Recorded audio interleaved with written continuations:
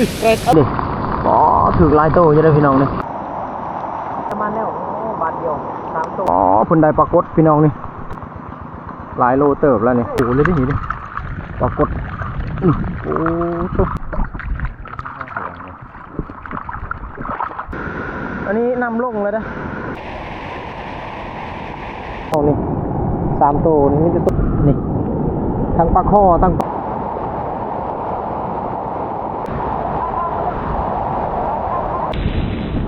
อันนี้ท้องคนสอนนะนะ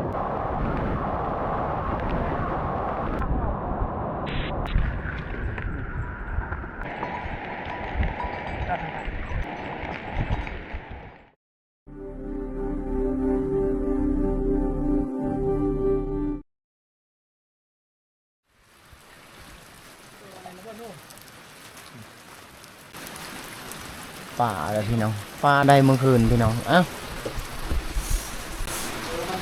ทักทายสบายดีอีกครั้งหนึ่งพี่น้องคลิปนี้อยู่กับเซรีอีกคลิปหนึ่งตอนเช้ามื้อที่2มาเนี่ยเอาสิพยายามมองแล้วก็สิไปตึกแห่ตอนเช้าน้ำขึ้นนั่นยังเมื่อบ่ได้อยู่ในเขตนี่แหละเทียงหน้าเพิ่นนี่แหละนี่เดี๋ยวสิไปเอาป่าอยู่พุ่นก่อนเห็นเขาใดอยู่หลายโตอยู่เห็นเขาใดเมื่อคืนตกเมื่อคืนเลยอยู่พุ่นนะไปบัดนี้จับปลาอีกครั้งหนึ่งยามมองเลย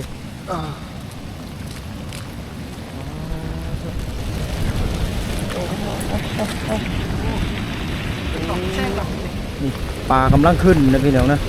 ตกเมื่อคืนเลยฝนนะนี่ปลาสมใจเลยดิมาแล้วดินะนี่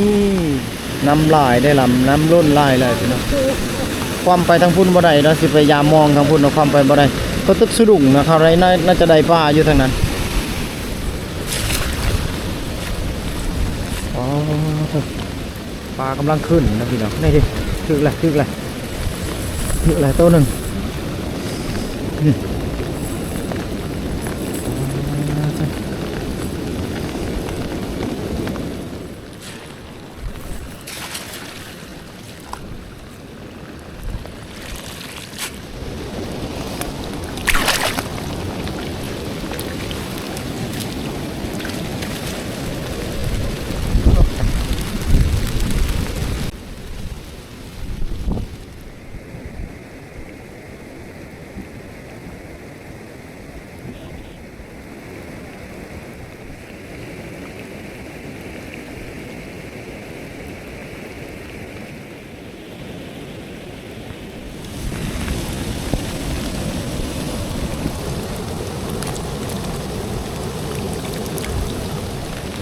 บาทหนึ่งนี่ก็ถือว่าได้หลายตู้เลยพี่น้อง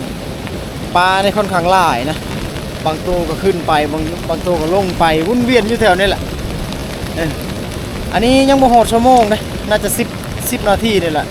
ยังบ่หอดนะพวกเขาจับก็ถือว่าได้อยู่แต่เห็นชาวบ้านฟังนั่นน่าจะได้หลายเด้คนตั้งแต่มื้อเช้านี่เพราะว่าตอนนี้นี่เวลา7 โมงแล้วล่ะ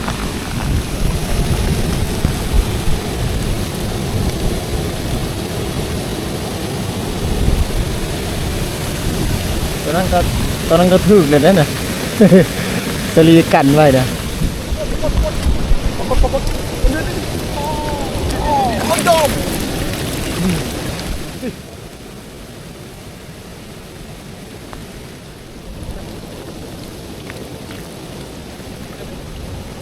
ลย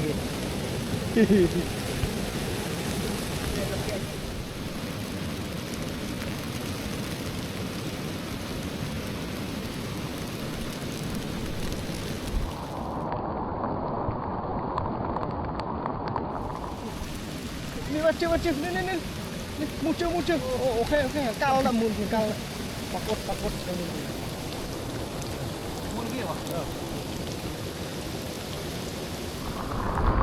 อย่ามึงมาดินี่อ๋อถือลายโตจะได้พี่น้องนี่ถือลายโตอยู่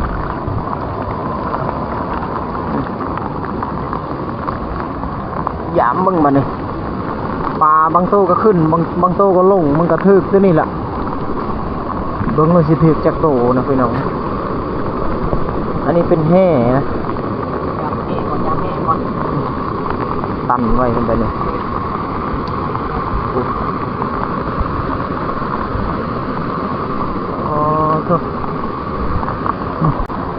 างปรากฏพร้อมมานี่ปรากฏจักโตปรากฏนี่2 โต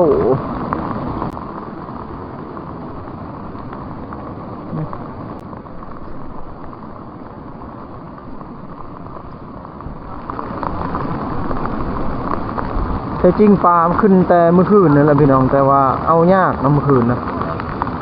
เอายาก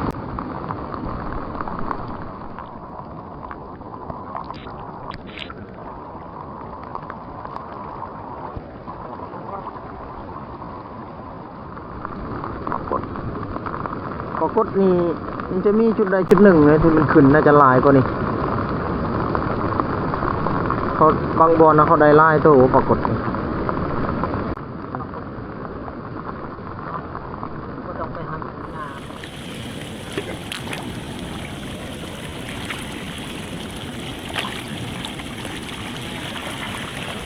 ี่ก็มีได้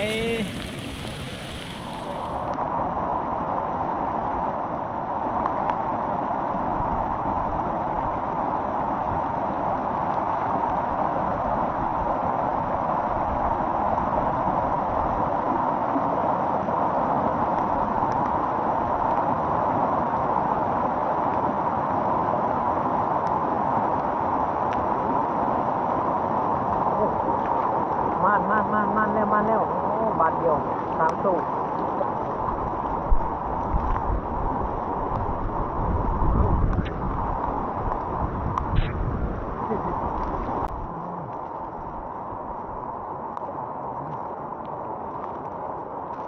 โอ้ทางนี้คนไทยหน้าพ่อมาเลยไทยหน้าปีปลาขึ้นประเทศหน้าเพิ่นนี่แหละว้าวเพิ่นได้ปรากฏพี่น้องนี่แม่นหมดนี่หลายโลเติบแล้วนี่โอ้โหตึกแห่อยู่แถวนี้แหละปรากฏพี่น้องเว้ยคนตึกแถวนั้นแหละเจ้านี่แหละได้ปรากฏเขาตึกตั้งแต่คืนนั่นนี่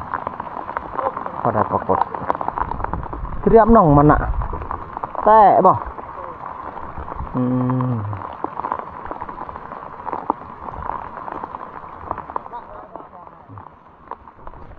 ัดโอ้โหเอานี่ดอกสำรันเลย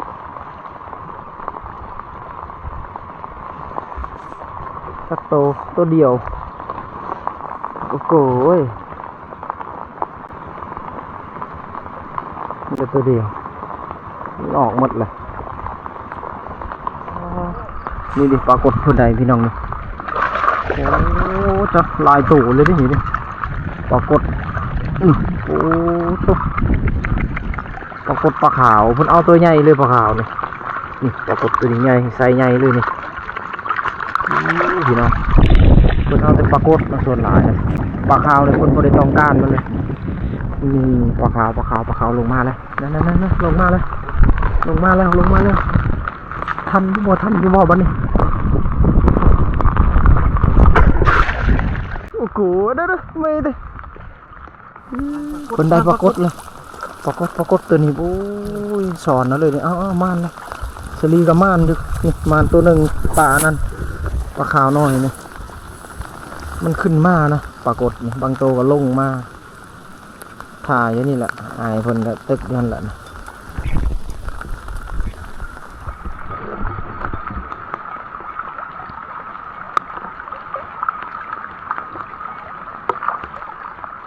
ตาเนี่ยตะโค้งไว้หลายตัวเลยเพิ่นได้เพราะ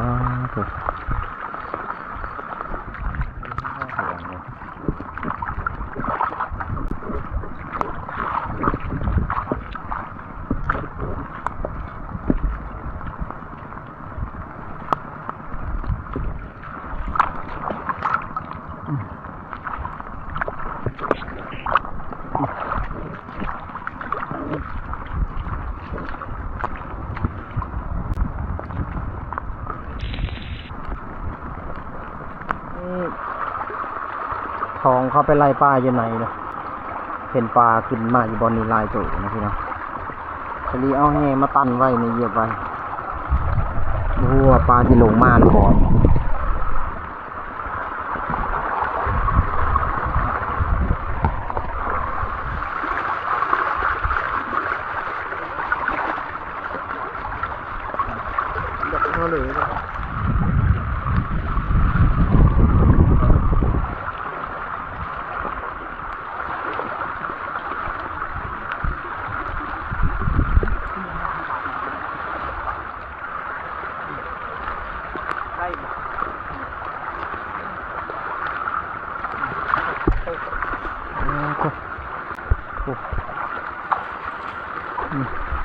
วิธีนี้ก็ได้อยู่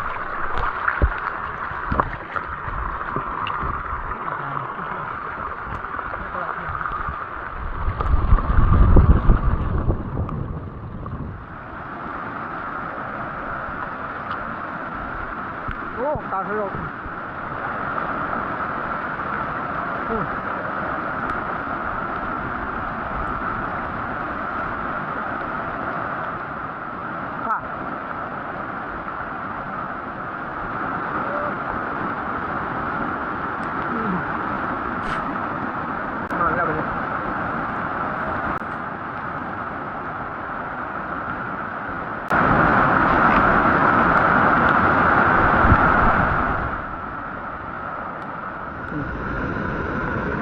กลับมาจุดน้ำตกอีกครั้งหนึ่งอันนี้นำลงแล้วนะนำลงแล้วสลีตึกแห่ลงบองบอลนี่บอล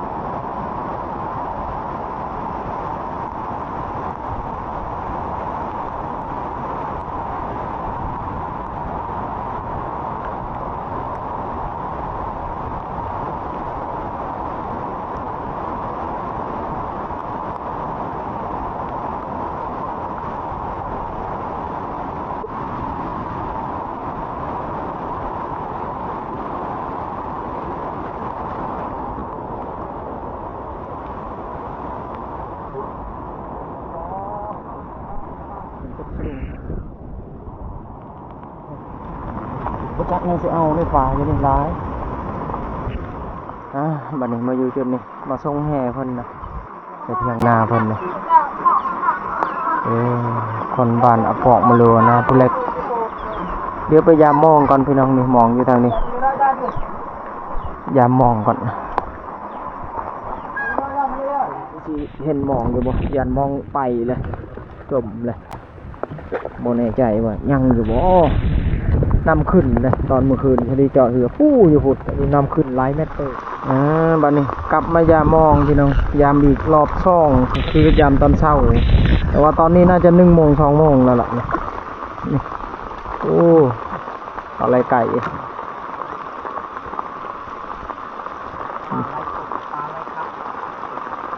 มองดังนึงเลยแหละมองโอ้นี่คือ2 โตเลย2 โตนำกันเลยอ๋อเถอะ2 โตน้ำกันเลยยังเป็นอยู่กว่านี่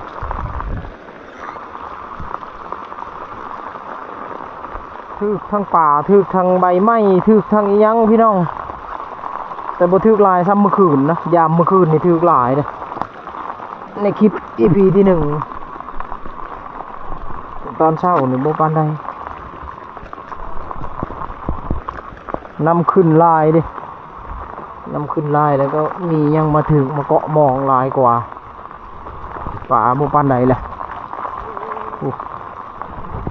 2 โตเลยนะอ๋อนี่2 โตเลยโอ้ยนี่ทึกปลาคอเลยนี่ปลาคอก็ทึกมองอย่าหมดแล้วบัดนี้หมองนี่แหละผลงานนี่เดี๋ยวสิแก่เบิ่งให้เห็นชนลายพึกในป่านี่ปลาไหลไก่นี่ปลาขอปลายังกระถึกหมด ป่าในมองมันยุ่งมันยิงเลยมองนี่มือแก่เท่านั้นแหละแก่กระป๋าขับรถลุกแล้ว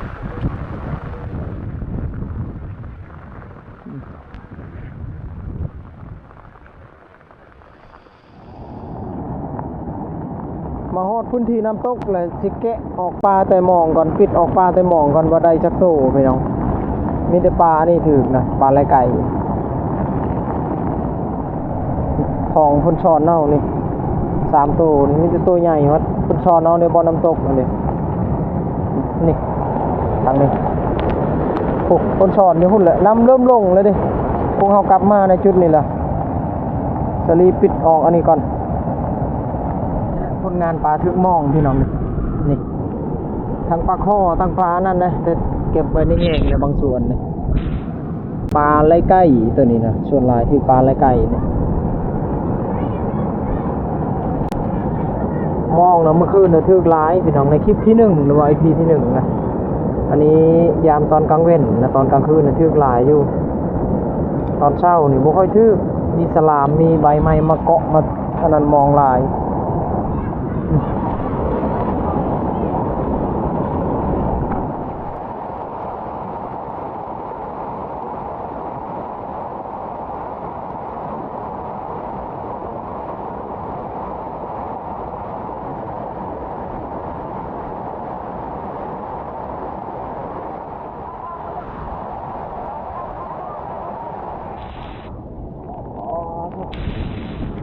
อันนี้ท้องพ่นสอนนะเด้อปลาตัวนี้สอนเอาอยู่ในมันเหลือคนน้ำตกคนน้ำตก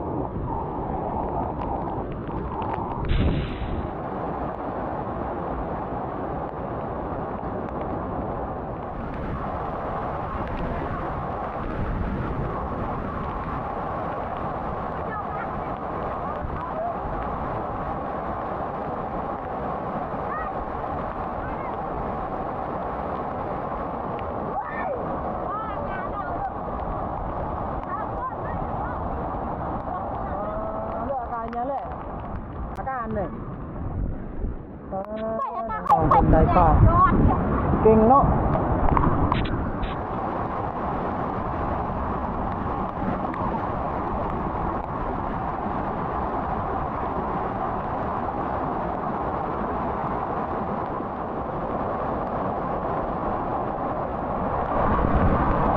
เป็นได้ป่ากลุ่มหนึ่งอันนี้ก็เลยกลายเป็นทางความไปความมาดีกว่านี้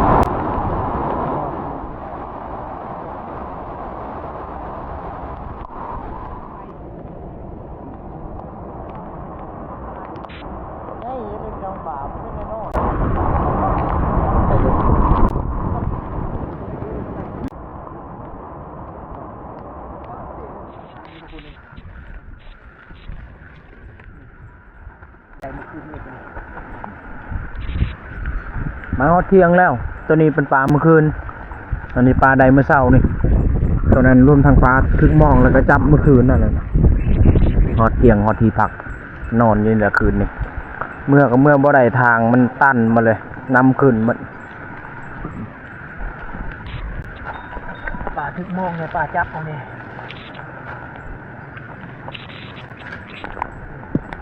ปลากดกระต่ายเลยที่ได้ปันคันก้อนตัวนี้เนี่ยปันบาทอยู่แล้วปันป่าอยู่นี่เลยพี่น้องบัดนี้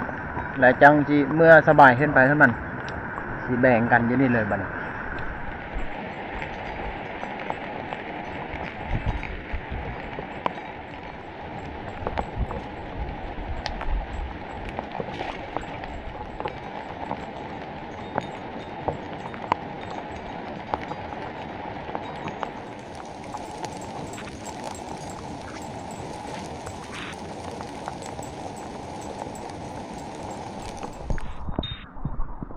บ้านนี้พี่น้องเมียนเครื่องเมียนของครบแล้วด้านนี้นี่ธงทะเลได้ถ่ายเป็นขั้นตอนพี่น้องอันนี้ปล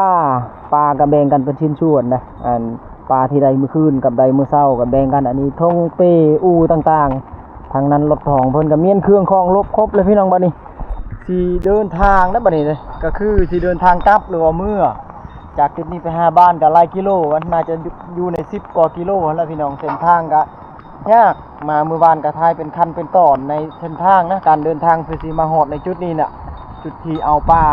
มาฮอดพี่แล้วก็มีหลายคนนะมาเอาก็คือมีเฮมีมองมีตึกสะดุ้งอย่างหลายอย่างเอาบัดนี้เก็บภาพเมื่อพี่น้องนี่คือขั้นตอนหาปลาในจุดนี้อีกคลิปหนึ่งเมื่อคืนน่ะเมื่อบ่ได้ดอกอันนี้ก็สิเมื่อใดหรือบ่ในเส้นทางเนื่องจากว่าน้ำขึ้นนะเอาเดินทางกลับพี่น้องบัดนี้เดินทางกลับก่อนบัดนี้เอากลับก่อนเบิ่งทางพี่น้องนี่ตอนเมื่อนะนี่นะยังบ่ได้ปิดคลิปอยู่ตอนนี้ถ่ายเป็นช่วงสุดท้ายในคลิปนี่แหละ4 มื้อฮอดเดือนนี่ว้านี่ทีมงานมาแต่วันทะเลโอ้โธ่บ่ได้มานบ่มานนี่ตา เต็มเลยเนาะเอาสลีบื้นขึ้นเลยกินนี่แลนบูดเลยนี่ทองเพิ่นนี่เอาทางนี้ว้าทุกมืนเลยบัดนี้โอ้ยพี่น้องเอ้ยเพื่อสิมือฮอนเทือนนี่เอา